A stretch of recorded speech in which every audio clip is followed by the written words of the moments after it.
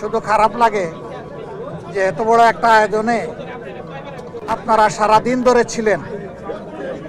আমি জাতির জন্য আমার মনের কথাগুলো স্বাভাবিকভাবে তুলে ধরতে পারিনি, এটা আল্লাহর ইচ্ছা। কিন্তু এরপরেও শেষমেশ দুই একটা কথা বলার চেষ্টা করেছি।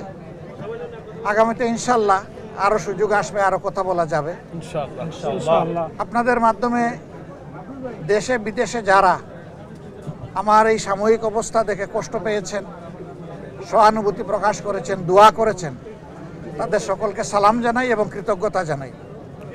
শুধু দোয়া করবেন যতদিন বেঁচে থাকি আল্লাহ তাআলা যেন মানুষের কল্যাণের জন্যই আমাকে বাঁচাইয়া রাখেন। আমিন। জেনেক্সে শিফট করো, লাইফকে লিফট করো। আমার দ্বারা যেন দেশ এবং জাতির কোনো ক্ষতি না হয়, আল্লাহ যেন আমাকে সাহায্য করেন। আমিন। আর এই দেশটা আমাদের সবার রে ভাই, আমরা সবাই মিলে গড়ব ইনশাআল্লাহ। ইনশাআল্লাহ। আমরা ন্যায় এবং সত্যের পক্ষে থাকব। অন্যায় অসত্য যেখানে সেখানে আমরা দেয়াল তুলে দেব ইনশাআল্লাহ। অন্যায় অসত্যের প্রতিষ্ঠা যাতে না হয় আমরা দেয়াল তুলে দেব ইনশাআল্লাহ। ইনশাআল্লাহ। ইনশাআল্লাহ। আমরা একটা দেশ আমাদের যুব সমাজের জন্য উপহার দিয়ে যেতে চাই। ইনশাআল্লাহ। যেই যুব সমাজ বুক পেতে আমাদেরকে মুক্তি এনে দিয়েছে, তাদের প্রতি আমাদের দায় আছে, আমাদের দায়িত্ব আছে। তাদের যে আকাঙ্ক্ষা, এটা অস্বাভাবিক কিছু না। আল্লাহ তাআলা সম্প্রতিও কিছু দেশ আমাকে ঘোরার তৌফিক দিয়েছে। সেই দেশের ভিশনারি এবং দেশপ্রেমিক নেতৃত্বের কারণে মাত্র 3 দশকের ভিতরে এক একটা দেশ কোথায় চলে গেছে বদলে। আমরা পারবো ইনশাআল্লাহ। ইনশাআল্লাহ।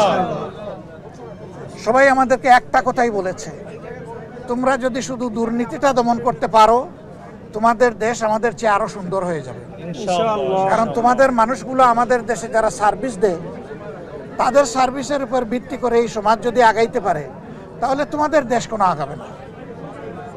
আমরা এই জন্যে আজকে বলেছি, কতটুকু বুঝাইতে পেরেছি আমি জানি না, কতটুকু স্পষ্ট হয়েছে আমি জানি না, যে ফেসিবাদ বিদায় নিয়েছে একটা লড়াইয়ের মধ্যে, আর একটা লড়াইয়ের মাধ্যমে ইনশাল্লাহ দুর্নীতিকে এই দেশ থেকে বিদায় করতে হবে। ইনশাআল্লাহ।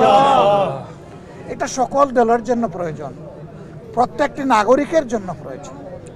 এই দুর্নীতি সমাজ থেকে নির্মূল না হওয়া পর্যন্ত নাগরিক জীবনে কোনো ধরনের কোনো নিরাপত্তা আসার কোনো সম্ভাবনা নেই।